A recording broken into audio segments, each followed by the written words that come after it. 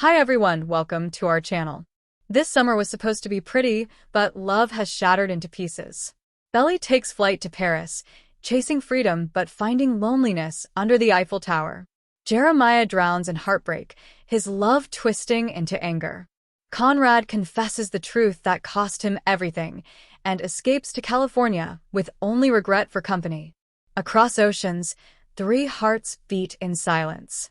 Love unravels. Loyalties fracture.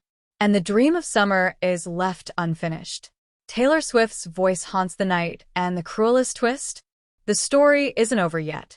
At the airport, Belly breezes through security like she's just left hometown gravity behind, but her eyes never find Conrad.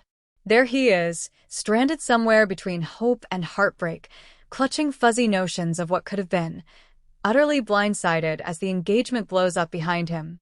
Belly doesn't stop. She steps onto the plane bound for Paris, leaving silence where confrontation could have been. Scene 1. Poignancy served cold. Meanwhile, back in the tidal emotion of Cousins Beach, Conrad learns via a phone call that his chance has crashed spectacularly. He rushes into the bar where Jeremiah's drowning heartbreak in shots. But before he can step closer, Taylor, sharp and wise, stops him, urging, "Not now, not like this." Glenn Close-level drama unfolds. Bruised egos, broken promises, sinister meet sentiment. Fisher Siblings edition. In Paris, the scene shifts to Belly's solo adventure. She arrives, brimming with possibility, only to find her study abroad spot evaporated, thanks to an outdated spreadsheet mishap. The Hello, Paris dream crumbles. She's stranded with nothing but her phone, a phone call with her mom, and rainy doubts clouding her vision. Then, bam, Paris gets messy. She's mugged. The bag with her engagement ring is stolen. But thanks to that tiny AirTag, she's on the chase, sprinting through cobblestone streets into a toast of fate. Belly crashes a club, rescues a stranger, and in return, gets inside. She confronts the thief, retrieves her bag, and meets a motley crew of new Parisian friends, Gemma, Max, Celine, and Benito. They listen, jaws agape, at the love triangle saga she's lugging around. Back home, Jeremiah's grief turns vengeful.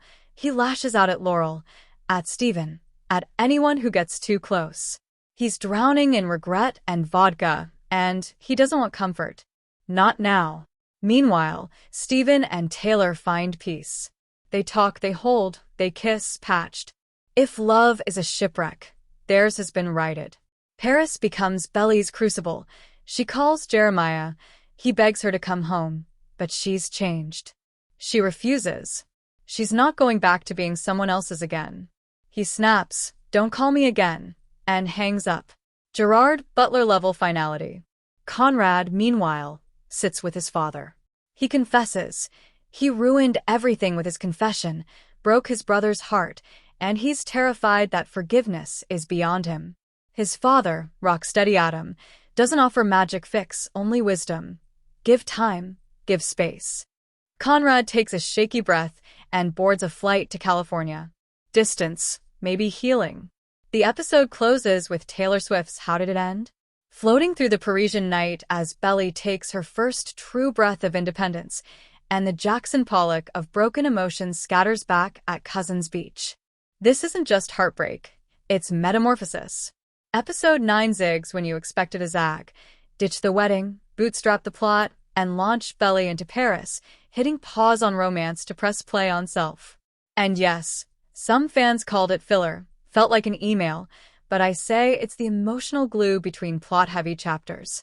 The tone's a bit unhinged, but dramatic storytelling thrives in those cracks, doesn't it?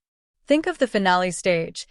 Belly finding herself in the city of light, Conrad wrestling with consequences, Jeremiah wallowing in what-ifs, and love, somewhere, slowly healing. The Paris night glittered like it had been painted just for her, but Belly felt none of its warmth. The Seine whispered possibilities. Strangers laughed in languages she barely understood, and yet her heart was a battlefield of ghosts. She clutched her bag tighter, rescued from a thief, but still heavy with memories she couldn't outrun.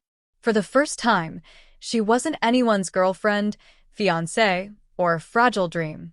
She was just Belly, standing alone beneath the Eiffel Tower's iron skeleton, finally tasting freedom and its loneliness. Across the ocean, Jeremiah sat in the ruins of his brother's confession, his own love curdled into bitterness. He had begged, but she had refused.